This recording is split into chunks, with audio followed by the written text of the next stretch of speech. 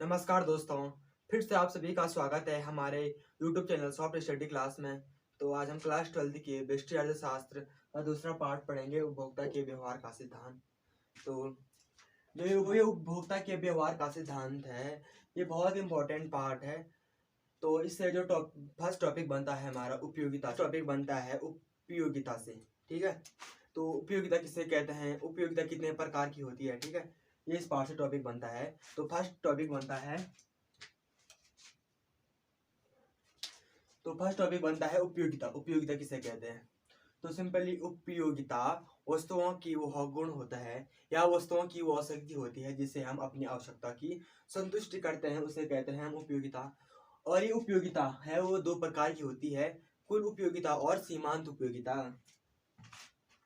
है।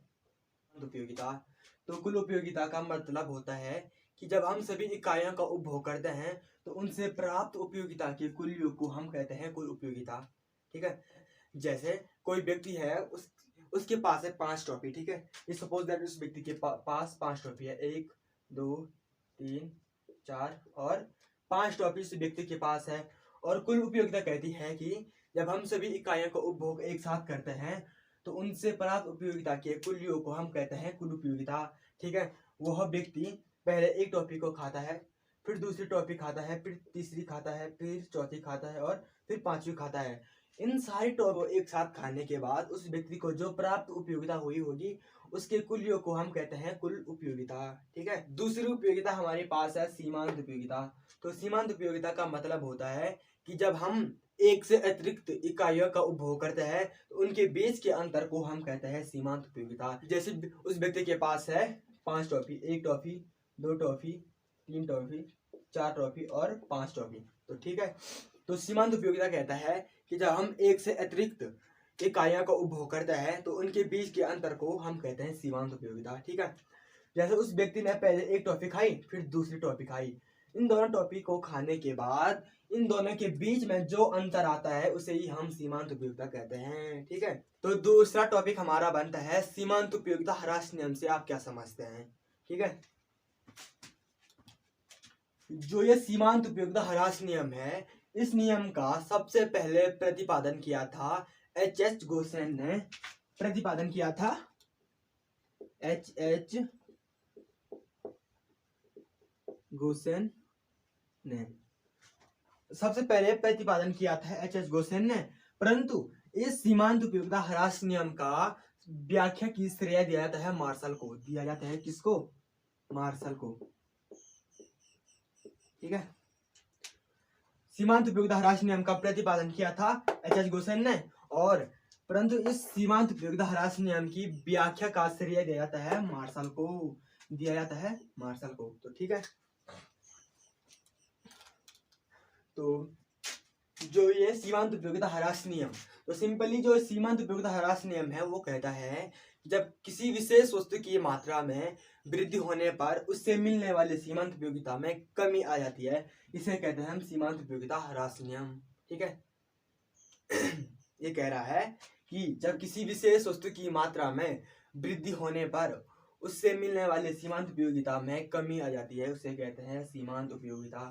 ठीक है, जैसे कोई वस्तु है तो उस वस्तु की कीमत, यानी कि उस वस्तु की कीमत या उस वस्तु की मात्रा बढ़ रही है 10 रुपया, और जो 10 रुपया बढ़ रही है और जो उसे सीमांत जो उससे उपयोगिता मिल रही है वो घटती जा रही है, उसे ही हम कहते हैं सीमांत उपयोगिता ह्रास नियम। तो हमारा नेक्स्ट टॉपिक बनता है मांग किसे कहते हैं। ठीक है, मांग किसे कहते हैं। नेक्स्ट टॉपिक है मांग किसे कहते हैं। तो मांग सिंपली है किसी दिए हुए मूल्य पर निश्चित समय में वस्तु की मांगी गई मात्रा को हम मांग कहते हैं।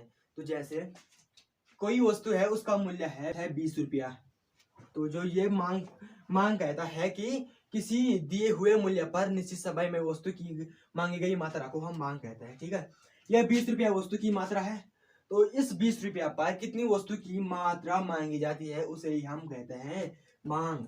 जैसे ये 20 रुपया वस्तु की कीमत है, इस कीमत पर एक वस्तु, 2 वस्तु, 3 वस्तु या 4 वस्तु मांगी जा रही है, उसे ही हम मांग कहते हैं। ठीक है, तो नेक्स्ट टॉपिक है मांग का नियम।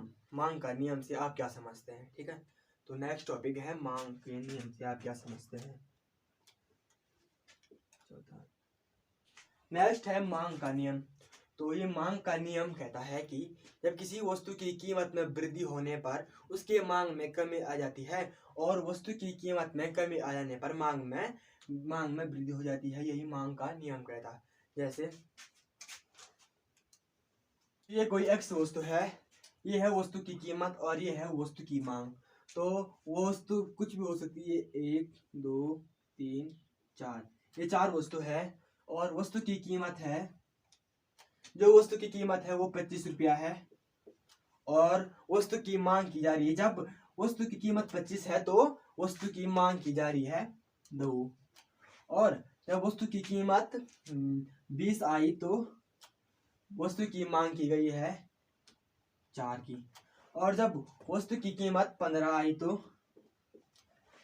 मांग की गई है 8 की, और वस्तु की कीमत 2 आई तो मांग की गई है 25।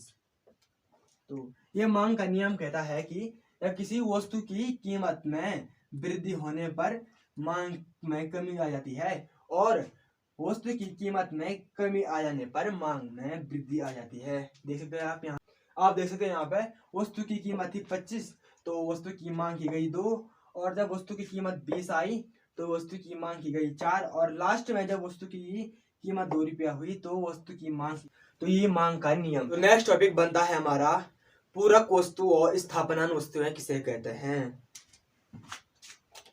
तो नेक्स्ट टॉपिक हमारा है पूरक वस्तु और स्थापनान वस्तु किसे कहते हैं। ठीक है, तो डायरेक्टली पूरक वस्तुएं वे वस्तुएं होती हैं जो दूसरे वस्तु के लिए अति उपयोगी होती हैं, उसे कहते हैं पूरक वस्तुएं। जैसे उदाहरण के लिए है कार और पेट्रोल। अगर कार है तो पेट्रोल नहीं है तो कार का कोई महत्व नहीं है, इसीलिए कार और पेट्रोल पूरक वस्तुएं हैं। नेक्स्ट है स्थापनान वस्तुएं वे वस्तुएं होते हैं जिनके बदले हम दूसरे वस्तु का प्रयोग करते हैं, इससे कहते हैं हम स्थापनान वस्तुएं। जैसे तेल के बदले हम घी का प्रयोग करते हैं और चाय के बदले हम कॉफी का प्रयोग करते हैं, वही स्थापनान वस्तुएं हैं। नेक्स्ट टॉपिक है हमारा सामान्य वस्तुएं किसे कहते हैं। ठीक है, नेक्स्ट टॉपिक है सामान्य वस्तुएं वे वस्तुएं होते हैं जिनका प्रयोग मानव अपने दैनिक जीवन में करता है, उसे कहते हैं सामान्य वस्तुएं। ठीक है, जैसे उदाहरण हो सकता है तेल हो गया, साबुन हो गया, ये सारे सामान्य वस्तुएं हैं। ठीक, तो हमारा नेक्स्ट टॉपिक बनता है उपयोगिता की विशेषताएं को बताएं।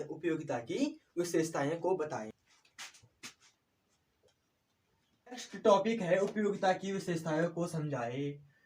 तो उपयोगिता की विशेषताएं निम्नलिखित होती है। तो पहली जो विशेषता है वो विशेषता है उपयोगिता एक अमूल धारणा है, और दूसरी विशेषता है उपयोगिता आवश्यकता पूर्ति की शक्ति है, और तीसरी विशेषता है उपयोगिता का संबंध लाभदायक से नहीं है। तो ठीक है, फर्स्ट है उपयोगिता की विशेषताएं को समझाए। तो पहली विशेषता हमारे पास है उपयोगिता एक अमूल धारणा है, दूसरी विशेषता है उपयोगिता संतुष्टि पूर्ति की शक्ति है, और तीसरी विशेषता है उपयोगिता का संबंध लाभदायक से नहीं है। तो जो पहली विशेषता है उपयोगिता एक अमूल धारणा है, तो अमूल धारणा का मतलब है कि हम उपयोगिता को केवल महसूस कर सकते हैं, ना ही हम इसे छू सकते हैं और ना ही हम इसे देख सकते हैं, इसीलिए उपयोगिता एक अमूल धारणा है। जो दूसरी विशेषता है वो है उपयोगिता संतुष्टि पूर्ति की शक्ति है। उपयोगिता संतुष्टि पूर्ति की शक्ति का मतलब यह है वो मानव की आवश्यकता की संतुष्टि करने की क्षमता उपयोगिता में होती है, इसीलिए उपयोगिता आवश्यकता पूर्ति की शक्ति है। ठीक है, नेक्स्ट विशेषता है उपयोगिता का संबंध लाभदायक से नहीं है।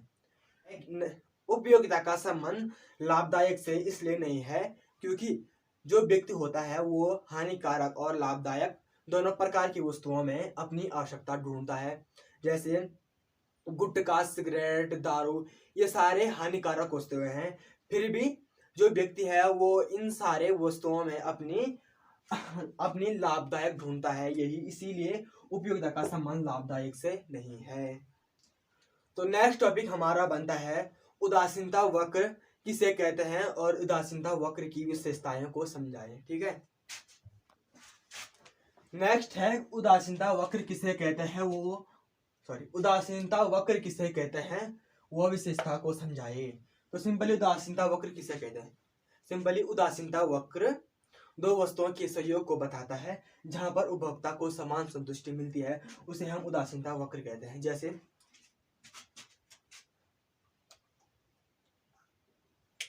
सिंपली उदासीनता वक्र दो वस्तुओं के सहयोग को बताता है जहां पर उपभोक्ता को समान संतुष्टि मिलती है। ठीक है, दो वस्तुएं, ठीक है, दो वस्तुएं कुछ भी हो सकती है एक्स और वाई, तो सहयोग को बताता है। सहयोग कुछ भी हो सकता है, मैंने सहयोग ए बी सी और डी को लिखा। ठीक है, ठीक है, एक्स वस्तु एक खरीदी और वाई वस्तु उसने 12 खरीदी।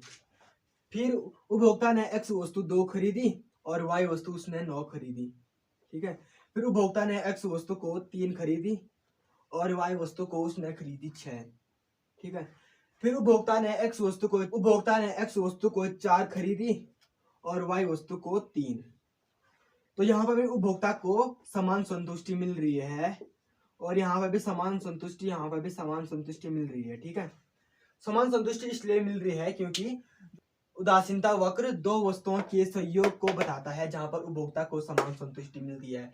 क्योंकि पहले उपभोक्ता है उसने एक्स वस्तु 1 खरीदी तो वाई वस्तु 12 खरीदी, तो उसने एक्स वस्तु 2 खरीदी तो वाई वस्तु 9 खरीदी, और एक्स वस्तु उसने 3 खरीदी तो वाई वस्तु 6 खरीदी, और फिर उसने एक्स वस्तु 4 खरीदी और वाई वस्तु को 3 खरीदी। यहाँ पर उसने कम कर दिया, तो इसीलिए उपभोक्ता को यहाँ पर समान संतुष्टि मिल रही है। ठीक है, तो जो हमारा जो उदासीनता वक्र बनता है वो इस प्रकार बनता है।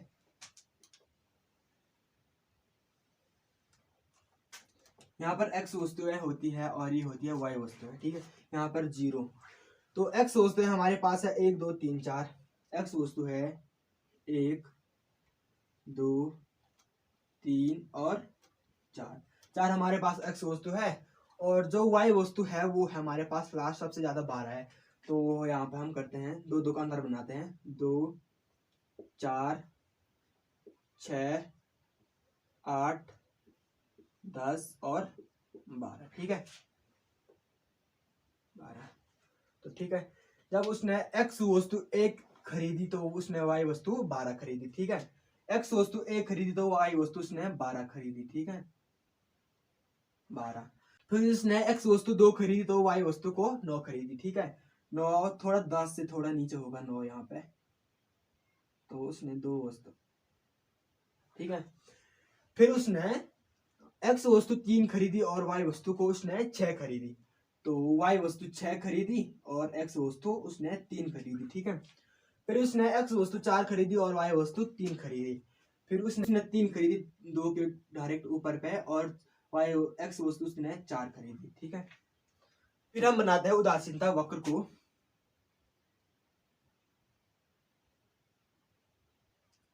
तो यहाँ पर आता है IC।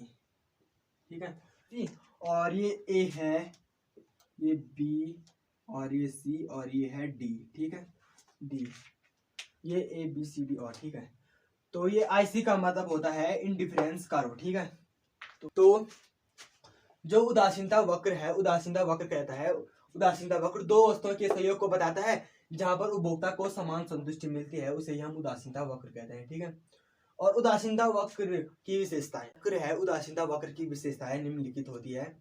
तो जो पहली विशेषता है वो है उदासीनता वक्र मूल बिंदुकीय और उन्नोत्तर होता है। ठीक है, पहली विशेषता है उदासीनता वक्र मूल बिंदुकीय और उन्नोत्तर होता है। ठीक है, IC। ठीक है, ये है कि ये कह रहा है कि उदासीनता वक्र मूल बिंदुकीय और उन्नोत्तर होता है। और दूसरी विशेषता है कि कभी भी दो उदासीनता वक्र एक दूसरे को नहीं काटते हैं। ठीक है, दूसरी विशेषता है कि दो उदासीनता वक्र कभी भी एक दूसरे को नहीं काटते हैं। पहली उदासीनता वक्र ये है IC, और दूसरी उदासीनता वक्र ये है। ठीक है, तो उदासीनता वक्र कहता है कि कभी भी दो उदासीनता वक्र एक दूसरे को नहीं काटते हैं। अगर उदासीनता वक्र ऐसा होगा तो ये उदासीनता वक्र कभी भी नहीं होगा। ठीक है, और जो तीसरी विशेषता है वो होती है कि उदासीनता वक्र जितना ऊंचा होगा उतना उपभोक्ता को संतुष्टि मिलेगी। ठीक है, तीसरी विशेषता है एक्स वाई और जीरो। तो तीसरी विशेषता है कि उदासीनता वक्र जितना ऊंचा होगा उतना उपभोक्ता को संतुष्टि मिलेगी। ठीक है, उदासीनता वक्र जितना ऊंचा होगा IC ये है, तो दूसरी उदासीनता वक्र ये है IC फर्स्ट, तीसरी है IC2। ठीक है, तो उदासीनता वक्र, तो तीसरी विशेषता है कि उदासीनता वक्र जितना ऊंचा होगा उतना उपभोक्ता को संतुष्टि मिलेगी। ठीक है, हाँ। जो चौथी विशेषता है वो है कि उदासीनता वक्र कभी भी एक दूसरे के समांतर नहीं होते हैं। ठीक है, चौथी विशेषता है एक्स वाई और जीरो। तो उदासीनता वक्र की जो चौथी विशेषता है वो है कि उदासीनता वक्र कभी भी एक दूसरे के समांतर नहीं होते हैं। IC, उदासीनता वक्र कभी भी एक दूसरे के समांतर नहीं होते हैं।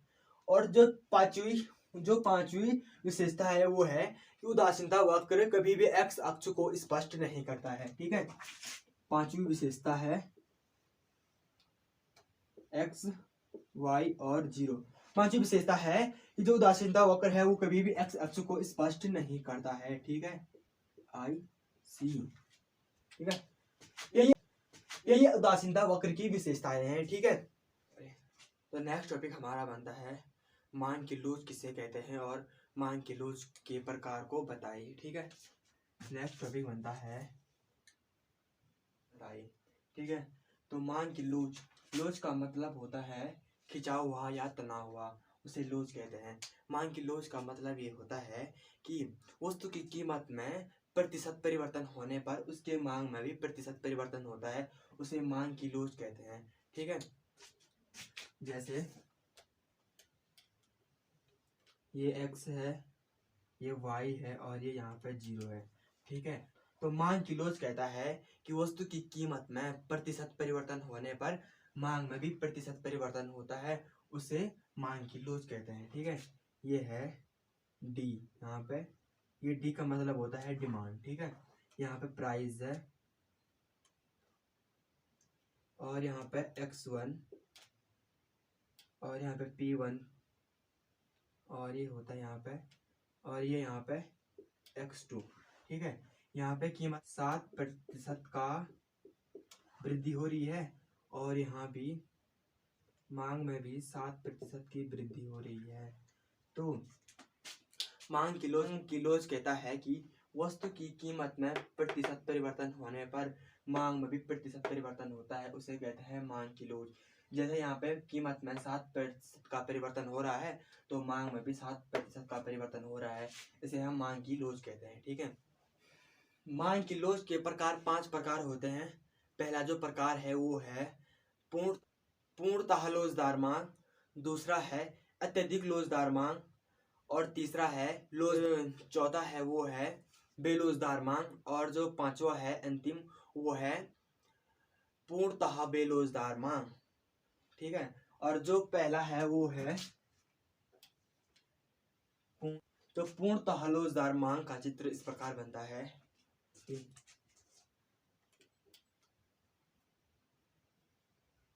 यहाँ पर x होता है, यहाँ पर y होता है और यहाँ पर जीरो होता है। ठीक है, और ये होता है डिमांड D, ये होता है प्राइस। ठीक है, तो पूर्णतः लोचदार मांग कहता है कि वस्तु की कीमत में परिवर्तन हो या ना हो परंतु उसके मांग में अत्यधिक परिवर्तन होता है। ठीक है,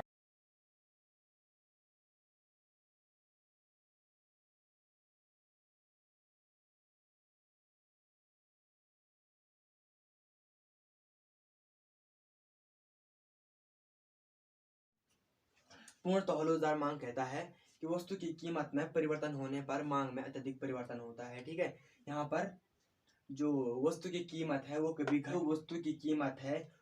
घट रही है और कभी बढ़ रही है और जो मांग है वो स्थिर है। ठीक है, और जो नेक्स्ट है वो है अत्यधिक लोचदार मांग। ठीक है, दूसरा है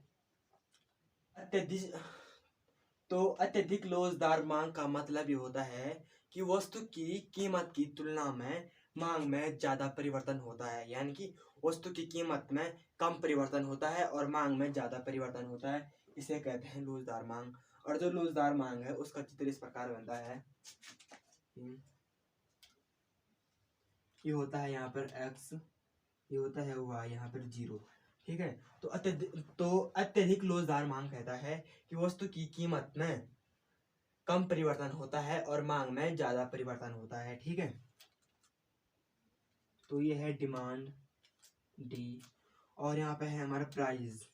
ठीक है, तो प्राइस कीमत इतनी है और इतनी यहाँ पर x1। ठीक है, तो फिर प्राइस इतनी बढ़ती है और मांग इतना बढ़ता है। ठीक है, तो जो कीमत है, कीमत बढ़ रही है, जो कीमत है वो बढ़ रही है 7%, और जो मांग है वो बढ़ रही है 14%। ठीक है, ठीक है, तो अत्यधिक लोचदार मांग कहता है कि वस्तु की कीमत की तुलना में मांग में अत्यधिक परिवर्तन होता है। यहाँ पर कीमत में 7% का परिवर्तन हो रहा है और मांग में 14% का परिवर्तन हो रहा है। ठीक है, तो नेक्स्ट है लोचदार मांग। ठीक है, नेक्स्ट है लोचदार मांग। तीसरा है लोचदार मांग का मतलब होता है वस्तु की कीमत में जितना परिवर्तन होता है उसके मांग में भी उतना परिवर्तन होता है, उसे कहते हैं लोचदार मांग। और लोचदार मांग का चित्र इस प्रकार बनता है, ये होता है x और ये होता है y। ठीक है, यहाँ पर 0 और ये बनता है डिमांड। ठीक है, यहाँ पे p है प्राइस इतना, ये x1 और ये p1 इतना और ये x2 इतना। तो जो कीमत है, कीमत में 7% का परिवर्तन हो रहा है और जो मांग है, मांग में भी 7% का परिवर्तन हो रहा है। तो लोचदार मांग कहता है वस्तु की मूल्य में जितना परिवर्तन होता है उसके मांग में भी उतना ही परिवर्तन होता है, उसे लोचदार मांग कहते हैं। ठीक है, यहाँ पर कीमत में 7% का परिवर्तन हो रहा है और मांग में भी 7% का परिवर्तन हो रहा है। ठीक है, और जो नेक्स्ट है वो है बेलोचदार मांग। ठीक है, नेक्स्ट है चौथा है बेलोचदार मांग। बेलोचदार मांग का मतलब होता है वस्तु की कीमत की तुलना में मांग में कम परिवर्तन होता है, उसे कहते हैं बेलोचदार मांग। यानी कि वस्तु की कीमत ज्यादा बढ़ रही है और मांग कम हो रही है, उसे कहते हैं बेलोचदार मांग। बेलोचदार मांग का चित्र इस प्रकार बनता है, यहाँ पर x, यहाँ पर y, यहाँ पर 0। ठीक है, ये हमारा डिमांड। ठीक है, डी। ठीक है, यहाँ पर प्राइस। ठीक है, तो बेलोचदार मांग कहता है कि वस्तु की कीमत की तुलना में मांग में कम परिवर्तन होता है। ठीक है, ये प्राइस इतना है और मांग इतना, यहाँ पे x1। ठीक है, और ये इतना, ठीक है, ये इतना। ठीक है, यहाँ पे हो रहा है x2 और यहाँ पे p1। ठीक है, कीमत में हो रहा है 14% का परिवर्तन हो रहा है और मांग में हो रहा है 7% का परिवर्तन। ठीक है, तो बेलोचदार मांग कहता है कि वस्तु की कीमत की तुलना में मांग में कम परिवर्तन होता है, उसे कहते हैं बेलोचदार मांग। यहाँ पर कीमत में 14% का परिवर्तन हो रहा है और मांग में 7% का परिवर्तन हो रहा है, उसे बेलोचदार मांग कहते हैं। ठीक है, और जो नेक्स्ट है वो है पूर्णतः बेलोचदार मांग। ठीक है, पांचवा है पूर्णतः बेलोचदार मांग का मतलब होता है कि वस्तु की कीमत में परिवर्तन हो या ना हो परंतु उसके मांग में कम परिवर्तन होता है, उसे कहते हैं पूर्णतः बेलोचदार मांग। ठीक है, पूर्णतः बेलोचदार मांग का चित्र इस प्रकार बनता है कि यहाँ पर x, यहाँ पर y, यहाँ पर 0। ठीक है, ये हमारा डिमांड है। ठीक है, ये डिमांड है, यहाँ पर डी। ठीक है, तो पूर्णतः बेलोचदार मांग कहता है कि वस्तु की कीमत में परिवर्तन हो या ना हो परंतु उसके मांग में कम परिवर्तन होता है। ठीक है, यहाँ पर है इतना, इतना बढ़ रही है, ठीक है, इतना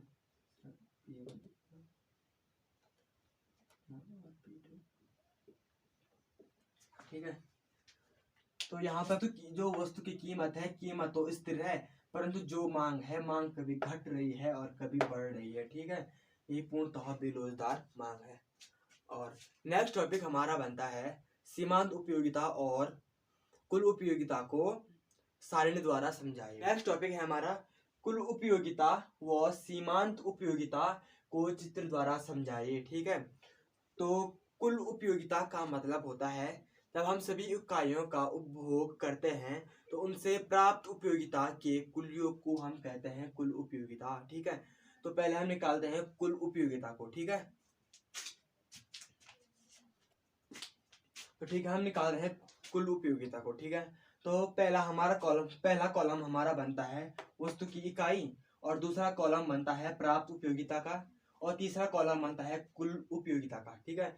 तो हम बनाते हैं सारणी को, ठीक है।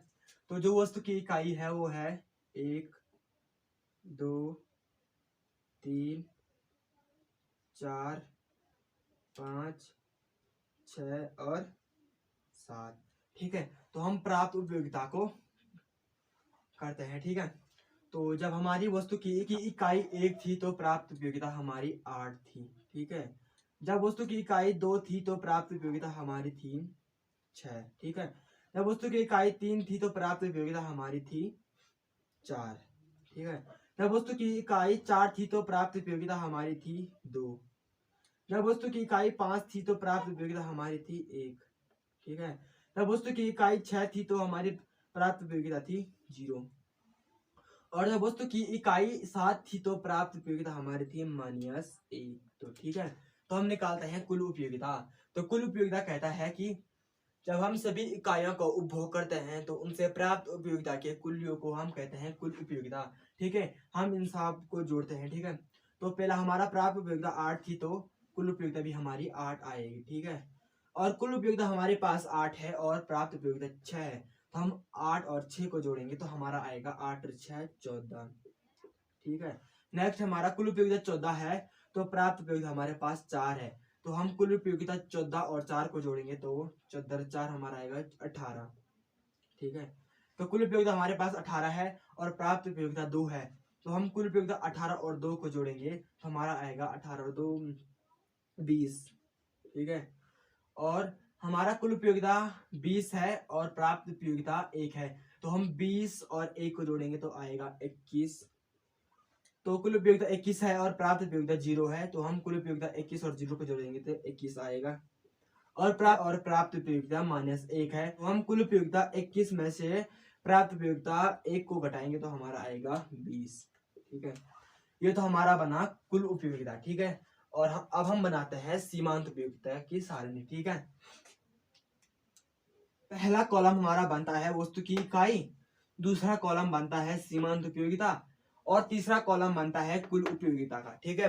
तो हम वस्तु की इकाई लिखते हैं 1 2 3 4 5 6 और 7, ठीक है। ये वस्तु की इकाई है और हम अब सीमांत उपयोगिता लिखते हैं, ठीक है। तो हम लिखते हैं सीमांत उपयोगिता, ठीक है। वस्तु की इकाई हमारी 1 थी तो सीमांत उपयोगिता हमारी है 20, ठीक है। और वस्तु की इकाई 2 है तो सीमांत उपयोगिता 18, ठीक है। और वस्तु की इकाई 3 है तो सीमांत उपयोगिता हमारी है 13। नेक्स्ट सीमांत उपयोगिता हमारी है 10। नेक्स्ट सीमांत उपयोगिता हम लिखते हैं 8। नेक्स्ट लिखते हैं 0 और नेक्स्ट लिखते हैं -5, ठीक है। जब हमारी वस्तु की इकाई 1 थी तो सीमांत उपयोगिता हमारी 20 है और वस्तु की इकाई 2 है तो सीमांत उपयोगिता 18 है। वस्तु की इकाई 3 है तो सीमांत उपयोगिता 13 है और वस्तु की इकाई 4 है तो सीमांत उपयोगिता 10 है और वस्तु की इकाई 5 है तो सीमांत उपयोगिता 8 है और वस्तु की इकाई 6 है तो सीमांत उपयोगिता 10, ठीक है। और वस्तु की इकाई 7 है तो सीमांत उपयोगिता -5 है, ठीक है। तो हम निकालते हैं कुल उपयोगिता को, ठीक है। तो हम निकालते हैं कुल उपयोगिता को, ठीक है। तो हमारी सीमांत उपयोगिता पहले थी 20, तो कुल उपयोगिता भी हमारी 20 आएगी, ठीक है। तो कुल उपयोगिता हमारी 20 हो गई तो हम कुल उपयोगिता 20 और सीमांत उपयोगिता 18 को जोड़ेंगे तो हमारा आएगा 20 और 18 38। ठीक है, तो नेक्स्ट है कुल उपयोगिता हमारी 38 है, तो सीमांत उपयोगिता हमारी 13 है। तो हम कुल उपयोगिता 38 और सीमांत उपयोगिता 13 को जोड़ेंगे तो हमारा आएगा 38 13 51। ठीक है, तो हम कुल उपयोगिता 51 और सीमांत उपयोगिता 10 को जोड़ेंगे तो हमारा आएगा 51 और 10 61। ठीक है, तो हम कुल उपयोगिता 61 और सीमांत उपयोगिता 8 को जोड़ेंगे तो हमारा आएगा 61 8 69। ठीक है, तो फिर हमारे कुल उपयोगिता 69 है, तो सीमांत उपयोगिता 0 है, तो हम 69 और 0 को जोड़ेंगे तो 69 आएगा। ठीक है, तो फिर हमारी कुल उपयोगिता 69 है, तो सीमांत उपयोगिता -5 है, तो हम 69 में से -5 घटाएंगे तो हमारा आएगा 64। ठीक है, ये हमारी कुल उपयोगिता की सारणी भी बन गई। ठीक है कुल उपयोगिता और सीमांत उपयोगिता का चित्र। ठीक है,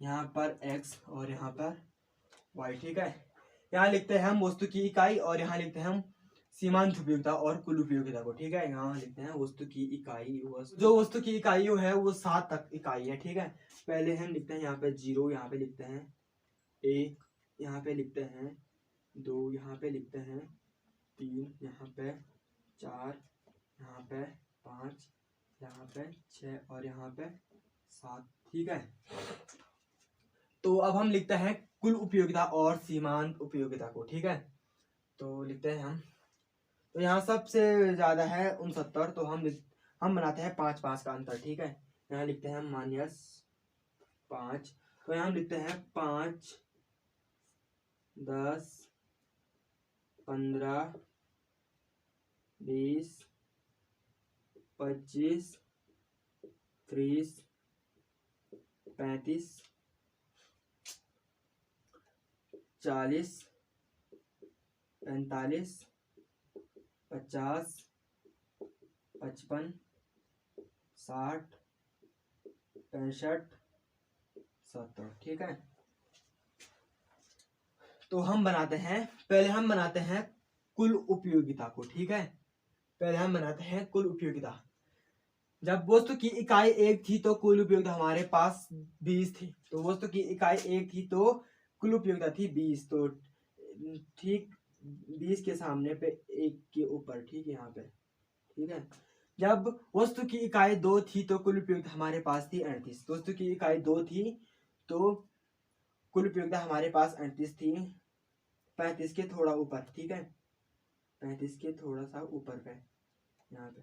ठीक है, तो जब हमारी थी तो कुल उपयोगिता हमारे पास 51 थी। ठीक है, वस्तु की इकाई 3 यहाँ पे है और 51 50 के थोड़ा ऊपर। ठीक है, यहाँ पे 50 के थोड़ा सा ऊपर यहाँ पे। ठीक है, तो जब वस्तु की इकाई 4 थी तो कुल उपयोगिता हमारे पास थी 61। ठीक है, 4 यहाँ पे है और 61 यहाँ पे है, 60 के थोड़ा ऊपर। ठीक है, यहाँ पे।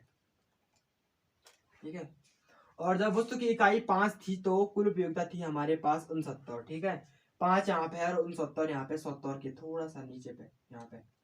ठीक है, जब वस्तु की इकाई 6 थी तो कुल उपयोगिता हमारे पास 69 थी, 6 यहाँ पे है और 69 यहाँ पे। ठीक है,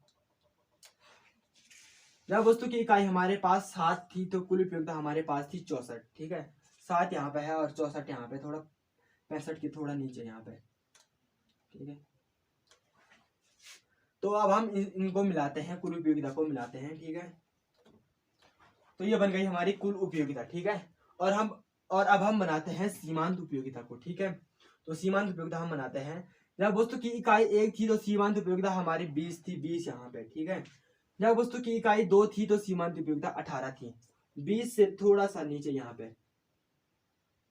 ठीक है, जब वस्तु की इकाई 3 थी तो सीमांत उपयोगिता 13 थी, 3 यहाँ पे है और 13 थोड़ा 15 के थोड़ा सा नीचे पे यहाँ पे। ठीक है, जब वस्तु की इकाई 4 थी तो सीमांत उपयोगिता 10 थी, 4 यहाँ पे है और 10 यहाँ पे। ठीक है, यहाँ पे। जब वस्तु की इकाई 5 थी तो सीमांत उपयोगिता हमारे पास 8 थी, वस्तु की इकाई 5 यहाँ पे है और 8 यहाँ पे है, 10 के थोड़ा नीचे यहाँ पे। ठीक है। जब वस्तु की इकाई 6 थी तो सीमांत उपयोगिता हमारे पास 0 थी। 6 यहाँ पे है और 0 यहाँ पे, ठीक यहाँ पे, ठीक है। और जब वस्तु की इकाई 7 थी तो सीमांत उपयोगिता -5 थी। तो -5 यहाँ है तो यहाँ आएगा हमारा, ठीक है। तो अब हम इसको मिलाते हैं, ठीक है। ये बन गया हमारा कुल उपयोगिता और सीमांत उपयोगिता का चित्र। ये हमारा ऊपर का बना कुल उपयोगिता,